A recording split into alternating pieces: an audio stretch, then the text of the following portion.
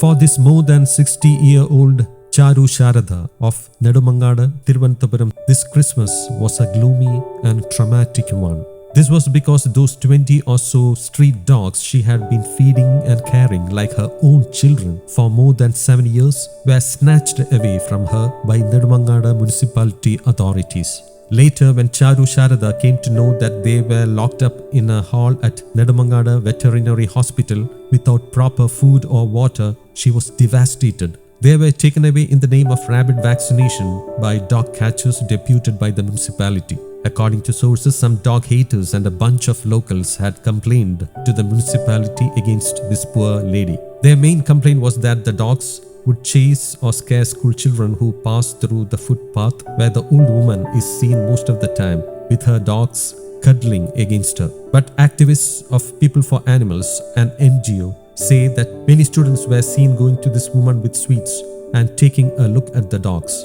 No bite incidents were reported from this place, and this has been because her dogs were never hungry or provoked. The issue is created by a group of locals who hate dogs and this woman, said PFA Trust Board member Sree Devi S Kartha.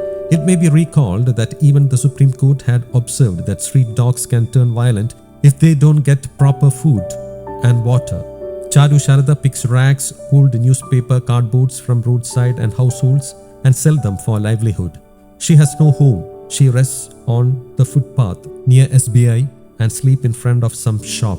She needs ₹200 every day to buy rice, parota, gravy and sometimes fish and meat for her dogs. After coming to know about her dogs, Charu Sharada along with some PFA members rushed to the Nedumangadu Vet Hospital. The dogs started wailing as soon as they saw their mother, who called them by different pet names like Vave, Velachi, etc. The old woman also broke down, sat on the hospital veranda and started crying, hearing the cries of her dogs. It was a heart-rending moment. Some dogs were missing, and when asked about this, hospital staff had no proper answer for that. If the dogs are not released from captivity, PFA will move legally against the municipality, added Sree Devi.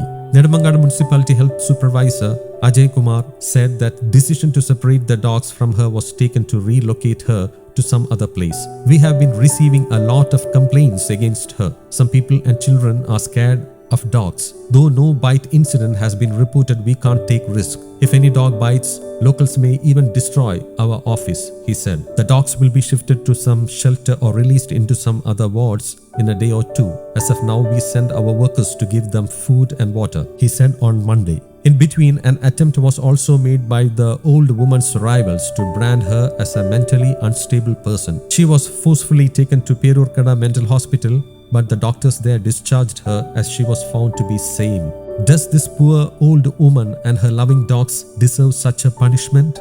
Is she not spending almost all her earnings to stave off hunger of these voiceless creatures and thus teach society how to cohabit with animals peacefully? Ask animal lovers.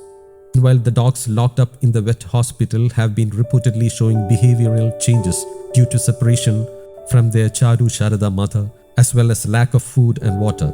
The intention of the municipality is to separate the dogs from the old woman, and this is not an ideal solution. Charu Sharada owns a barren 5-cent land at Vellanada in Nedumangadu itself.